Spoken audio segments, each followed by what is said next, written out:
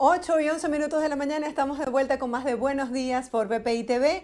En este segmento del programa le damos la bienvenida a Osvaldo Ramírez para que analice esos temas que son noticia dentro de la política venezolana. Osvaldo, bienvenido, feliz inicio de semana para ti. Buenos días, Mayor, y feliz mañana para todos los que están a esta hora conectados en BPI TV. Así es, Osvaldo. Hay mucha expectativa sobre este inicio de las relaciones diplomáticas entre Colombia y Venezuela. Quisiera que nos hablaras acerca de qué se espera luego del rompimiento de las relaciones de hace ya 3 años. Sí, bueno, justamente ayer Armando Benedetti le fueron recibidas las cartas credenciales, este placé de oficio que reciben todos los embajadores por parte de los ejecutivos en otros países. Y la gran novedad, así como también se dio del lado de Félix Plasencia en Bogotá, la gran novedad es que prácticamente Benedetti viene con una agenda bien significativa y pareciera que tiene un marco de actuación relativamente marcado inicialmente en lo político para darle paso a lo económico.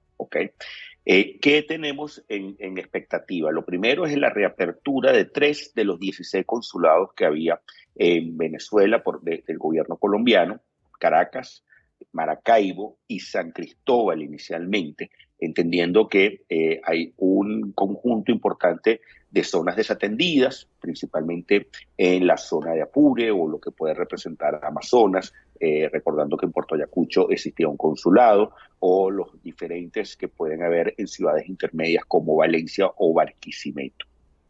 Allí, uno de estos puntos importantes es que para nosotros, y de cierta manera, hubo una cantidad importante de temas que no se tocaron. Quizás es la primera reunión, esa primera reunión no buscabas un proceso de tirantez, simplemente indicabas que en esa agenda estaba la reapertura de los consulados, también estaba la posibilidad cierta de tratar de acordar una cumbre bilateral en la frontera, entre Nicolás Maduro y Gustavo Petro en los primeros días del mes de octubre, y también tratar de generar un proceso en el cual se den las condiciones para el buen funcionamiento de la embajada. De hecho, en una entrevista que hace Armando Benedetti a canal RCN, indica que, bueno, le preocupan también unos temas domésticos, que les preocupa el tema del agua, les preocupa el tema de luz, el tema de la embajada, puntualmente en la Casa de Colombia, ubicada en Caracas, que además de ello le preocupan cómo abordar todo este comercio bilateral, recordando que se han dado un conjunto de reuniones en la frontera, tanto de parte de empresarios venezolanos como empresarios colombianos, cámaras de comercio, cámaras de empresarios, que están tratando de encontrar esa normalidad para tratar de alcanzar relativamente en el corto plazo un intercambio comercial superior a los 2.000, 3.000 millones, entendiendo que en este momento esa balanza comercial se pudiera inclinar más hacia Colombia, puesto que tiene una cantidad de condiciones que hacen más competitivos los precios frente a los precios venezolanos.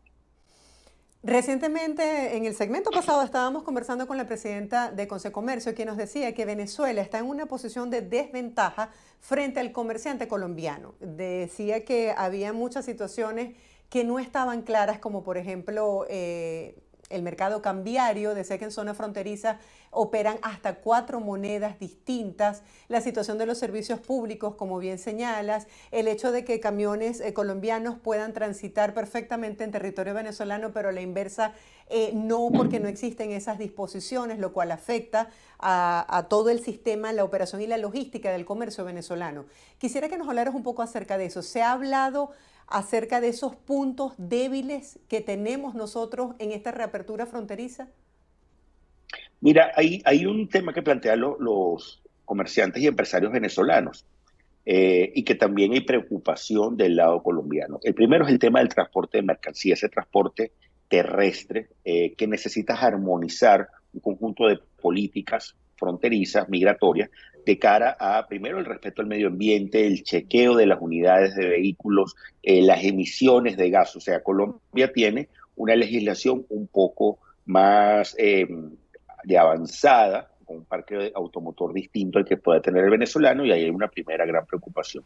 La segunda, si bien lo plantea, es ese tema anclado a la moneda. Recordemos que las últimas 2 semanas en Venezuela se ha estado viviendo un ajuste de la paridad bolívar-dólar. Y justo en esos días álgidos, particularmente los de la semana pasada, se podía ver o se interpretaba que en esas casas, sobre todo en la ciudad de Cúcuta, en el norte de Santander, en Colombia, existían unas tasas totalmente paralelas que ponían en una desventaja absoluta al bolívar. Y para que haya un intercambio comercial adecuado, estable, sólido, tú necesitas paridades cambiarias que estén lo más estables posible. ¿Por qué? Porque simplemente en esos pequeños glitches del sistema, en esas pequeñas brechas, esos pequeños hitos de grandes variaciones, simplemente desfavoreces a un actor en frente del otro. Y también esto genera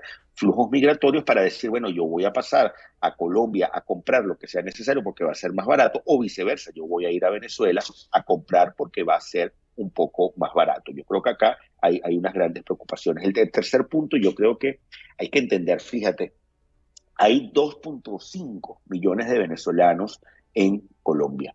Hay aproximadamente, y se establece que puede haber hasta 4 millones, en palabras del propio gobierno colombiano, 4 millones de colombianos o familiares de colombianos, tercera, cuarta, quinta generación. Recordemos que Colombia ha atravesado una situación de conflicto por más de 60 años que generó un proceso importante de migración forzada hacia Venezuela, y que muchos de esos colombianos necesitan estar atendidos, y claramente es una prioridad para su gobierno la atención de estas personas. Y quizás en esto es tratar de determinar cómo rápidamente poder brindarles servicios a todas estas personas en el marco de, primero, la capacidad de atención que puedan tener esos consulados, pero también en el marco del establecimiento de cómo esas personas, esos colombianos, esos venezolanos pueden conducir negocios, o también los empresarios y comerciantes puedan conducir negocios de la manera más transparente posible, obviamente favoreciendo el Estado de Derecho.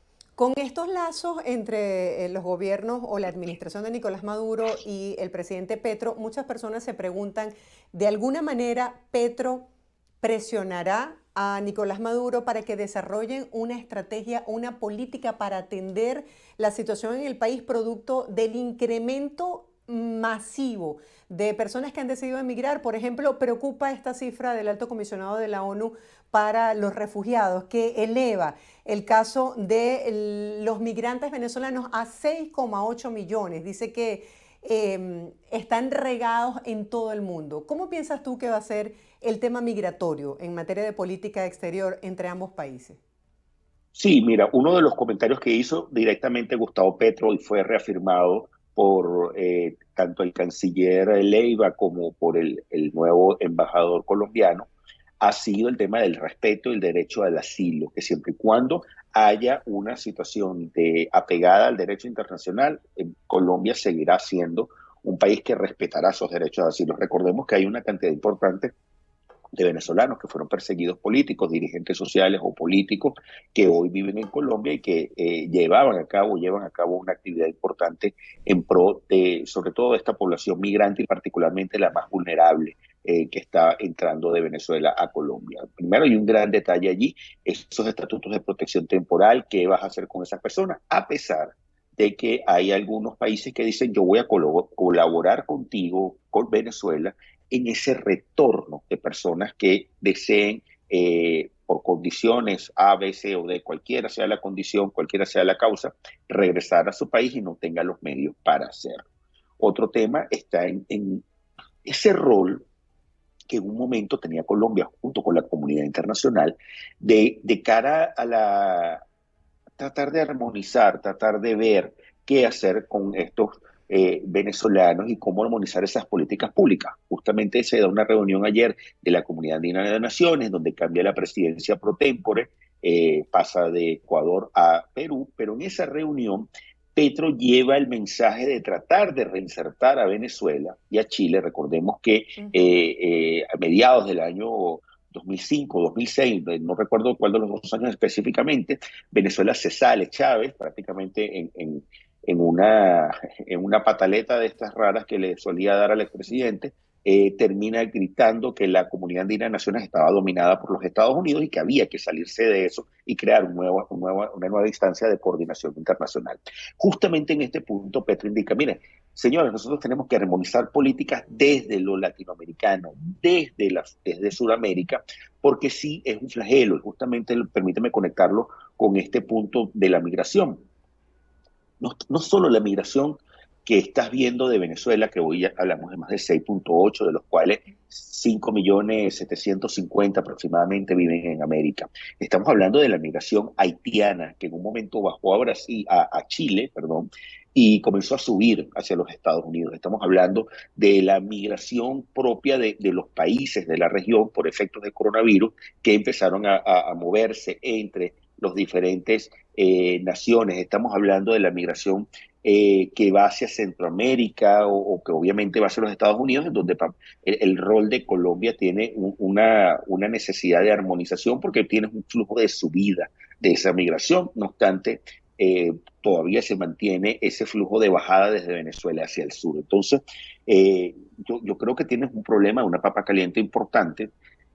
Tienes una situación de externalidad negativa causada por la crisis humanitaria compleja de Venezuela, trasladada a Colombia, la necesidad de articular fondos con la comunidad internacional para la atención de esos migrantes, porque si no logras generar todo este proceso a la par de tus problemas domésticos, de exclusión, de la guerra contra el ELN, de la desmovilización o la mitigación de actores armados no estatales, como el Clan del Golfo, los rastrojos o las disidencias de la FARC, la verdad puedes tener una situación de política doméstica bastante compleja si no atiendes, digamos que este problema en su máxima extensión. Y esa máxima extensión implica armonización de políticas en toda Sudamérica.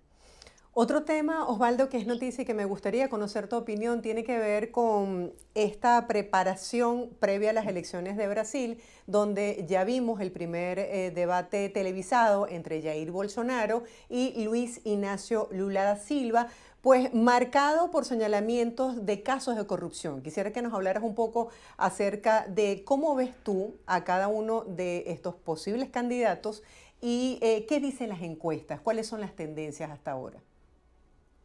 Mira, partimos de un primer debate. El primer debate es curioso, puesto que Jair Bolsonaro en la campaña anterior no participó en ningún debate presidencial, ¿ok? Simplemente él no recibía ni siquiera entrevistas de gente que considerara contraria a sus intereses, a su pensamiento como dirigente político, ¿ok? ¿Qué marcó este debate? Lo primero es entender que ya comenzada la campaña electoral, las encuestas nos están indicando la intención de voto espontánea. Este es un estudio de Datafolia del 16 al 18 de agosto, que indicaba que Lula da Silva tiene 40% de intención de voto, tiene un 28% de intención de voto Jair Bolsonaro, y de cierta manera él no sabe, hoy tiene un 22%. Cuando vemos esta encuesta, ya preguntando por nombres específicos, no es lo mismo que yo te diga lo que tengo en el tope, en la cabeza, a priori. Mira, si tú quisieras votar, y te pongo un ejemplo, ¿a quién te gustaría a ti como gobernador de la Florida? Y tú me dijeras, mira, yo quiero a X nombre de manera espontánea, a que yo te pregunte específicamente por dos nombres. Justamente esta intención de voto inducida, estimulada, estamos viendo la lámina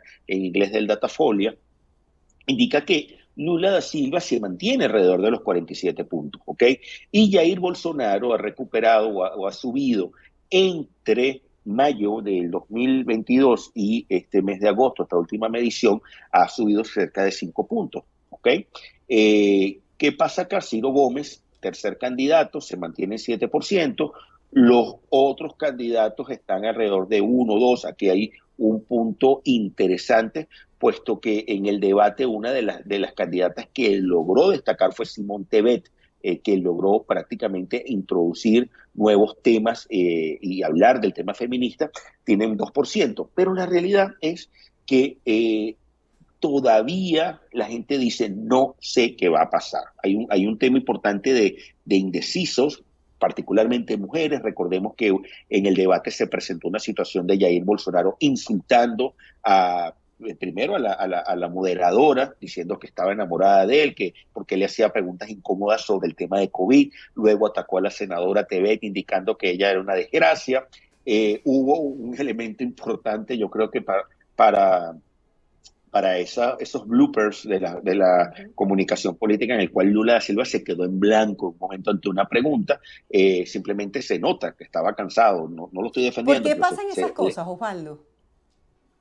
mira, la primera suele suceder porque, bueno, es mala preparación de un candidato. Si hay gente hay candidatos que no saben o se les olvida que tú tienes que tener un consultor político para preparación de debates. De hecho, hay gente súper experta en Es este que tema que te justamente por ayuda eso te hago a la prepararte pregunta, para porque tú eso. tienes tanta experiencia en eso que se supone que antes de entrar en un debate, la persona está preparada para saber qué puede decir y qué no. Ese tipo de agresiones de Bolsonaro, por ejemplo, lo dejan muy mal parado. Lo dejas mal parado ante el público no alineado, lo deja mal parado ante el indeciso, pero lo ratifica de manera fuerte en el voto de su línea de base dura. Aquí hay un detalle. Pudiste tener una mala preparación o no prepararte para nada. Sobre todo temas o disposición corporal, ¿ok? Es todo el tema del manejo de la puesta en escena como Ujú. si fuera una obra de teatro. Así es. Pero del otro lado puede pasar que simplemente te bloqueaste. O sea, como imagínate un examen del colegio oral o la universidad y tienes la respuesta, te preparaste, estudiaste y en un momento te bloqueaste. Miren, punto, me bloqueé por los nervios o por cansancio o por falta de sueño. Una campaña electoral es muy agotadora, requiere unos niveles de energía por parte del candidato y por supuesto de su equipo, que a veces llegan a condiciones sobrehumanas, de jornadas de trabajo de 18 horas, incluso hasta 20 horas. Pero en este punto, yo creo que lo que hay que destacar es que Bolsonaro necesita amarrar a su base y decir, yo voy a mantenerme firme en estas políticas duras, pero Lula da Silva, lo que me dio a mí la impresión es que se está mostrando como un estadista que incluso dice, el gobierno de Brasil y todos los éxitos fueron hasta mi gobierno, porque esos grandes escándalos de corrupción estallan con su sucesora, Dilma Rousseff, ¿ok?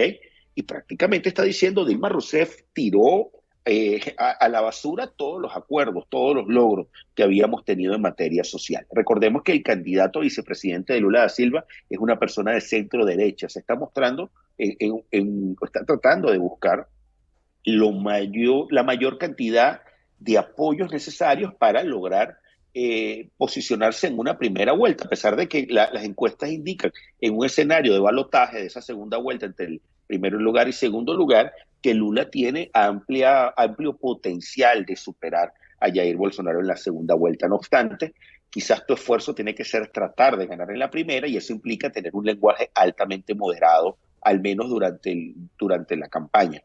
No, y entiendo que Lula da Silva tiene digamos, la atención del pueblo. Quizás tú has proyectado la fortaleza del actual presidente de acuerdo a su base de partido, pero Lula tiene como una empatía con el pueblo. Y quisiera que me hablaras, yo no sé si se puede hablar en un debate de perder o ganar, pero ¿quién brilló más? ¿Quién lució más? Mira, ¿O quién sacó más fortalezas de este debate?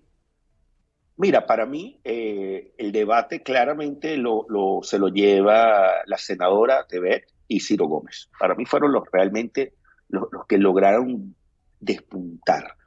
Tú no tuviste nada nuevo de Jair Bolsonaro, simplemente viste lo que él suele ser. Tú no tuviste, yo creo que con la excepción de alguna moderación y de esos ataques a Dilma Rousseff, sin nombrarla, por parte de Lula, pero en el fondo las otras dos personas fueron las que salieron a brillar, que realmente son los que necesitaban más el debate para elevar su perfil. De hecho, aquí hay una anécdota, tanto Bolsonaro como Lula no habían confirmado su participación en el debate hasta unas horas apenas comenzó, ¿ok? Y esto es natural, suele pasar en diferentes campañas electorales. El que va ganando a veces dice, no me interesa debatir, el que va de segundo está desesperado por debatir. Y justamente por eso vemos una participación de Jair Bolsonaro por primera vez en un debate. Otro elemento yo creo que a destacar es que cuando se hace un análisis en las personas que ganan hasta 5 salarios mínimos, está empatada la carrera entre Lula y Jair Bolsonaro. Okay, en esa base de más de menores ingresos económicos está empatada. Pero cuando lo analizas en la gente que está desempleada, Lula da Silva dobla, triplica a Jair Bolsonaro. Porque tienes una realidad de hambre, tienes una realidad derivada del coronavirus, tienes una realidad derivada de una crisis mundial económica que apenas estamos viendo algunos brochazos de esa recesión mundial, pero la realidad todavía el elector brasileño indica, bueno, sí me gustaría Lula, pero todavía no termino de entender qué tanto quiero a Jair Bolsonaro por el efecto, y aquí hay que entender la presencia, la acción, la influencia de las iglesias cristianas en el posicionamiento de un candidato de derecha que además se ha apalancado en el tema religioso y en una cantidad de temas morales y de valores para tratar de mantener un núcleo relativamente duro y que la gente interpreta a Lula como algo contrario a todo este tema de religiosidad, de un tema de mayor conservadurismo. Entonces, Osvaldo, si tú pudieses hacer el asesoramiento como consultor político de alguno de estos candidatos, ¿cuál sería el discurso, tomando en cuenta que en la campaña se han dedicado más a descalificar que a hacer propuestas de gobierno en concreto?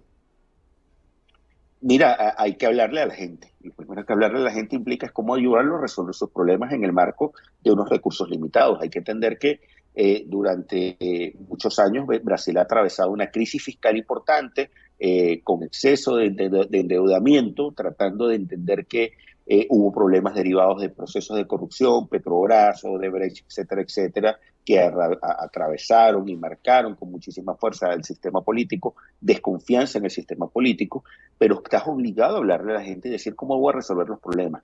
Y hay una particularidad, y esa particularidad es que la gente aspira a información confiable. Y eso no lo está dando Jair Bolsonaro. Hay un tema de creación de fake news, de laboratorios de desinformación. Incluso lo vimos durante los primeros meses de la pandemia o el tema de la vacunación de COVID. La información que venía desde Brasil era terrible. No estamos diciendo que Lula lo hará mejor o no lo hará mejor. Simplemente los pueblos necesitan estadistas, los pueblos necesitan tratar de escoger a la gente que se desmarca de esa gran polarización. ¿Qué sucede? Que se vio en el debate, todos los candidatos polarizaron contra Jair Bolsonaro. No, de los otros candidatos que participaron, no hubo grandes ataques a Lula da Silva, ni siquiera por el tema de haber sido un expresidiario, de haber tenido que pagar por una cárcel, que luego el Tribunal Supremo termina sacándolo de esta situación, pero la realidad es que la polarización fue contra Bolsonaro porque es el que detenta el gobierno y es el que detenta el poder y porque simplemente no le ha dado la talla al gran Brasil, más allá de su base de apoyo. Interesante tu análisis, Osvaldo. Gracias por acompañarnos el día de hoy. Feliz día, seguimos en contacto. Feliz día para ti. Tengan un abrazo a todos. Un abrazo. Nosotros hacemos una pausa, ustedes no se aparten, al regreso mucho más de Buenos Días por BPI TV.